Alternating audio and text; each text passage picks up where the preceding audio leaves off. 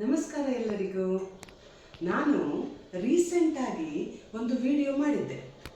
ಅದರಲ್ಲಿ ಕರಾವಳಿ, ಮೀನು ಎಲ್ಲ ಮಾತನಾಡಿ ಕೊನೆಯಲ್ಲಿ ನಾನು ಮಾಡಿದ ರೆಸಿಪಿ ಮಟನ್ ಸುಕ್ಕ. ಇದನ್ನು ನೋಡಿ ಕೆಲವರು ನನ್ನ ಹತ್ರ ಕೇಳಿದರು, ನೀವು ಕರಾವಳಿ ಮೀನೆಲ್ಲ ಹೇಳುವಾಗ ಮೀನಿನ ರೆಸಿಪಿಯೇ ಮಾಡ್ತೀರೋ ಏನೋ ಅಂತ ಹೇಳಿ, ಆದರೆ ಕೊನೆಯಲ್ಲಿ ಮಾಡಿದ್ದು ಮಟನ್ ಅಲ್ಲ ಅಂತ.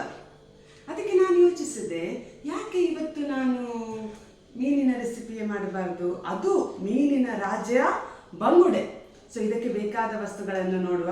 ನನಗೆ ಇವತ್ತು ಫ್ರೆಶ್ ಬಂಗುಡೆ ಸಿಕ್ಕಿದೆ. ಭಾರಿ ಚಂದ ಮಾಡಿ ನಾನು ಇದನ್ನು ಕ್ಲೀನ್ ಮಾಡಿ ಇದಕ್ಕೆ ಕಟ್ಸ್ ಎಲ್ಲ ಹಾಕಿ ಇಟ್ಟಿದ್ದೇನೆ. ಈಗ ನಮಗೆ ಗ್ರೈಂಡ್ ಮಾಡಲಿಕ್ಕೆ ಬೇಕಾಗುವ ಸಾಮಗ್ರಿಗಳು, ನಾನೊಂದು 20 ಮೆಣಸು ತಗೊಂಡಿದ್ದೇನೆ. ಬ್ಯಾಡಗಿ ಮೆಣಸು ಇದು 20 ಇಂಥ ಮೆಣಸಿನಕಾಯಿಯನ್ನು ತಗೊಂಡಿದ್ದೇನೆ ನಾನು. ಕೊತ್ತಂಬರಿ 2 ಸ್ಪೂನು, 1 ಸ್ಪೂನು ಜೀರಿಗೆ, ಸ್ವಲ್ಪ ಕರಿಮೆಣಸು ಮತ್ತು ಸ್ವಲ್ಪ ಸೋಂಪು.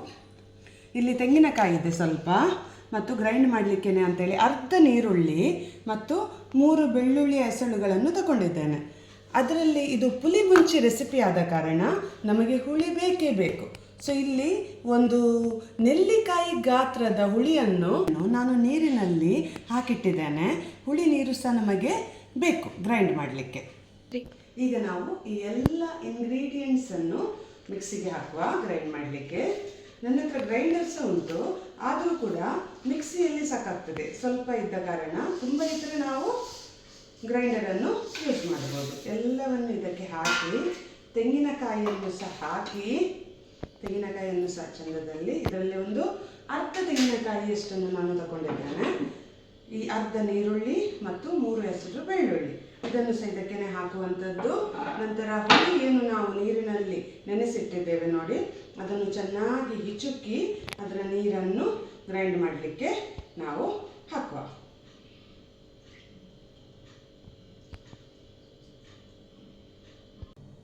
ಓಕೆ, ಗ್ರೈಂಡ್ ಮಾಡಿ ಆದಮೇಲೆ ನೋಡಿ ಈ ರೀತಿ ಕಾಣ್ತದೆ. ನಾವೆಲ್ಲ ಇಂಗ್ರೀಡಿಯೆಂಟ್ಸನ್ನು ಹಾಕಿ ಗ್ರೈಂಡ್ ಮಾಡಿದ್ದೇವೆ.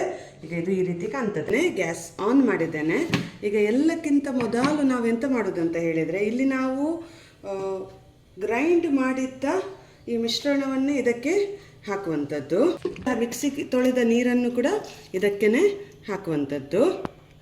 ಹಾಗೆ ನಿಮಗೆ ಇದು ಸ್ವಲ್ಪ ದಪ್ಪ ಇದೆ ಅಂತ ಅನಿಸಿದರೆ ಸ್ವಲ್ಪ ನೀರನ್ನು ಸಹ ಎಷ್ಟು ಕನ್ಸಿಸ್ಟೆನ್ಸಿ ಬೇಕು ಆ ಕನ್ಸಿಸ್ಟೆನ್ಸಿಗೆ ಸ್ವಲ್ಪ ನೀರನ್ನು ಕೂಡ ನೀವು ಆ್ಯಡ್ ಮಾಡ್ಬೋದು.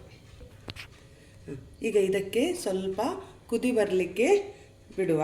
ಇದಕ್ಕೆ ಮುಚ್ಚಳ ಮುಚ್ಚಿ ನಾವು ಸ್ವಲ್ಪ ಹೊತ್ತು ಇಡುವ. ನೋಡಿ, ಈಗ ಪದಾರ್ಥಕ್ಕೆ ಒಳ್ಳೆ ಕುದಿ ಬಂದಿದೆ. ಈ ಟೈಮಲ್ಲಿ ನಾವು 2 ಕಾಯಿಮೆಣಸು, ಒಂದು ಸ್ವಲ್ಪ ಶುಂಠಿ ಮತ್ತು ಆಗ ಗ್ರೈಂಡ್ ಮಾಡುವಾಗ ನಾವು ಅರ್ಧ ನೀರುಳ್ಳಿ ಹಾಕಿದ್ದೇವಲ್ಲ, ಅದರ ಉಳಿದ ಅರ್ಧ ನೀರುಳ್ಳಿಯನ್ನು ಇಲ್ಲಿ ಇದಕ್ಕೆ ಹಾಕಿಬಿಡೋದು. ಇದರಿಂದ ಇನ್ನೂ ಫ್ಲೇವರ್ ಚೆಂದ ಬರ್ತದೆ. ಈಗ ನಾವು ಬಂಗುಡೆಯನ್ನು ಹಾಕುವ. ನಾನು ಇಲ್ಲಿ ಇಡೀ ಬಂಗುಡೆಗೆ ಕಟ್ಸ್ ಮಾಡಿ ಇದರಲ್ಲಿ ಹಾಕ್ತಾ ಇದ್ದೇನೆ. ನೀವು ಬೇಕಾದರೆ ಬಂಗುಡೆಯನ್ನು ಕಟ್ ಮಾಡಿ 2 ಅಥವಾ 3 ತುಂಡುಗಳನ್ನಾಗಿ ಮಾಡಿ ಕೂಡ ಹಾಕ್ಬೋದು. ನಾನು ಇಡೀ ಯಾಕೆ ಹಾಕ್ತಾ ಇದ್ದೇನೆ ಅಂತ ಹೇಳಿದರೆ, ನಮ್ಮ ಮನೆಯಲ್ಲಿ ಇಡೀ ಬಂಗುಡೆಗಳನ್ನು ತಿನ್ನುವವರೇ ಜಾಸ್ತಿ. ಸುಮ್ಮನೆ ಕಟ್ಟಿ ಯಾಕೆ ಮಾಡೋದು. ಮೀನನ್ನು ನಾವೀಗ ಇದರಲ್ಲಿ ಹಾಕಿ ಆಗಿದೆ. ಇನ್ನು ಮೀನು ತುಂಬ ಸಾಫ್ಟ್ ಆದ ಕಾರಣ ಕೆಲವೇ ನಿಮಿಷಗಳಲ್ಲಿ 5 ರಿಂದ 7 ನಿಮಿಷದಲ್ಲಿ ಅದು ಬೇಯ್ತದೆ. ಸೊ 5 ರಿಂದ 7 ನಿಮಿಷದ ನಂತರ ನಾವಿದನ್ನು ಪುನಃ ನೋಡುವ. ನಮಗೆ ಉಪ್ಪು ಹಾಕಲಿಕ್ಕೆ ಬಾಕಿ ಇದೆ ಮತ್ತು ಗಾರ್ನಿಷ್ ಮಾಡಲಿಕ್ಕೆ ಕೊತ್ತಂಬರಿ ಸೊಪ್ಪಿಂದ ಬಾಕಿ ಇದೆ. ಈಗ 3 ನಿಮಿಷ ಆಯಿತು. ನಾವು ಉಪ್ಪು ಹಾಕುವ. ಇದಕ್ಕೆ ಎಷ್ಟು ಬೇಕಷ್ಟು ಉಪ್ಪನ್ನು ನಾನಿಲ್ಲಿ 2 ಸ್ಪೂನ್ ಉಪ್ಪನ್ನು ಹಾಕ್ತಾ ಇದ್ದೇನೆ. ಈಗ ಈ ಬಾಣಲೆಯನ್ನು ಮುಚ್ಚಿ ಇನ್ನೊಂದು 3 ರಿಂದ 4 ನಿಮಿಷಗಳ ಕಾಲ ಬೇಯಲಿಕ್ಕೆ ಬಿಡುವ. ಓಕೆ, ಈಗ ಟೋಟಲ್ ಆಗಿ 7 ನಿಮಿಷ ಆಯಿತು. ನಾವು ಉಪ್ಪೆಲ್ಲ ಹಾಕಿದ್ದೇವೆ. ಚಂದದಲ್ಲಿ ಮೀನು ಬೆಂದಿದೆ. ಭಾರಿ ಚಂದ ಪರಿಮಳ ಬರ್ತಾ ಉಂಟು. ಈಗ ನಾವು ಕೊತ್ತಂಬರಿ ಸೊಪ್ಪಿನಿಂದ ಗಾರ್ನಿಷ್ ಮಾಡುವ.